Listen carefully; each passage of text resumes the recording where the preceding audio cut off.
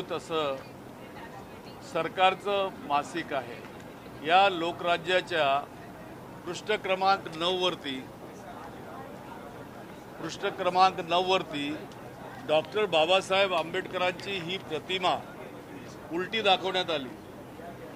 केवळ ती प्रतिमाच नाही तर त्यांना जे भारत सरकारने गौरव म्हणून भारतरत्न पुरस्कार दिला, सन्मानित केला, त्याला सुद्धा ती उलट दाखवण्यात आलं। डॉक्टर बाबासाहेब आंबेडकरांचे आम्ही शपथ घेतो आणि सभागृहात सुद्धा त्यांची प्रतिमा लावतो।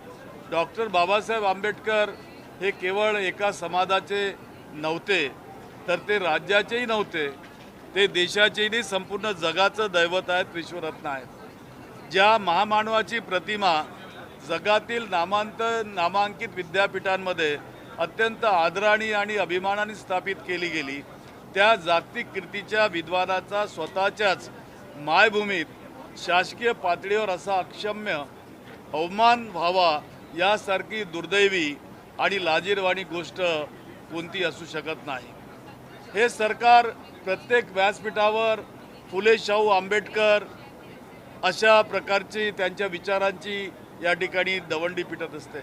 मग महामानवांच्या विचारांवर चालण्याचा दावा करणारे ही सरकार, या सरकारच्या नाकाखाली त्यांच्याच माहिती व जनसंपर्क विभागाने 2026च्या एप्रिल महिन्यातल्या या मासिकामध्ये अशा प्रकारची उलट प्रतिमा दाखवण्याचा अट्टहास का केला? डॉक्टर बाबासाहेब आंबेडकरांची प्रतिमा उलट दाखवून त्यांनी केवळ संविधानाचा अपमान केला नाही, देशाचा अपमान या ठिकाणी केलेला आहे। आणि त्याची इमेज मी आता तुम्हाला दाखवली आहे। डॉक्टर बाबासाहेब आंबेडकर कधी डाव्या हाताने लिहत नव्हते, तर उजव्या हाताने लिहायचे आणि त्यांना अशा प्रकारे दाखवून कोणता संदेश जगामध्ये पोहोचवू पाहते ही सरकार मला कळत नाही। आणि त्यामुळं मी हा विषय स्थगन म्हणून आज सभागृहात मांडला। खरं पाहिलं तर भारताचा एम्ब्लेम आणि नेम्स ॲक्ट 1950 आणि prevention of insult to national honour act 1971 या केंद्रीय कायद्याचा थेट भंग आहे। या शासकीय मासिकामध्ये सर्वोच्च राष्ट्रीय चिन्हाचा आणि महामानवाचा अपमान होतो, ही लाजिरवाणी गोष्ट आहे।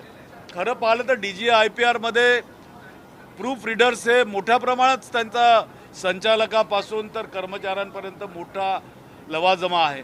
5दा ते प्रूफ रीडिंग होते आणि ती 5दा प्रूफ रीडिंग होत असतानाही एवढी मोठी चूक होऊच कशी शकते, हा सर्वात मोठा प्रश्न आहे। आता ह्या सगळ्या मासिकं ही संपूर्ण जगामध्ये चालली गेलेली आहेत, त्याच्या सॉफ्ट कॉपीज त्याच्या PDF संपूर्ण जगात विखुरल्या गेल्या आहेत। ही सरकार ते सर्व परत मागवणार का? आणि ज्या लोकांनी या चुका केलेल्या आहेत त्यांच्यावर काय कारवाई करणार, यासंबंधी एकही शब्द बोलायला ही सरकार या ठिकाणी तयार नाही। आपण बघितलं असेल, काही दिवसापूर्वीच मंत्रालयावर निळं वादळ धडकलं होतं। आता या निळ्या वादळाचा संताप हे सरकार या ठिकाणी झेलेल का? कारण जे सरकार महापुरुषांचं, आमच्या बाबासाहेब आंबेडकरांचा अपमान या ठिकाणी करते, ती या देशातली, या राज्यातली स्थिती कशी सुधारू शकेल ही शंका मात्र या ठिकाणी येते। जी सरकार आपल्या अधिकाऱ्यांनाच सांभाळू शकत नाही इतकी मोठी असताना आणि प्रूफ रीडिंग होत असताना त्यांच्या चुका होत आहेत, तर मग राज्यात सुद्धा अशा चुका होणार का? आताच कोणीतरी सांगत होतं की शेतकऱ्यांना जे सोयाबीनचे बियाणं देण्यात आलेत ते बोगस बियाणं देण्यात आलेत। हाच प्रकार जर या राज्यात होत असेल तर या राज्याची जनता यांना बघितल्याशिवाय राहणार नाही।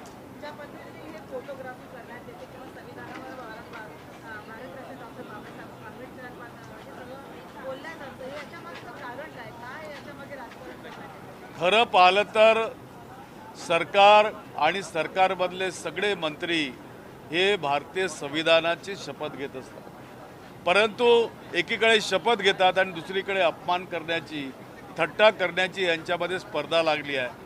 त्याच्यातलाच एक प्रकार आज या ठिकाणी उघडकीस आलेला आहे।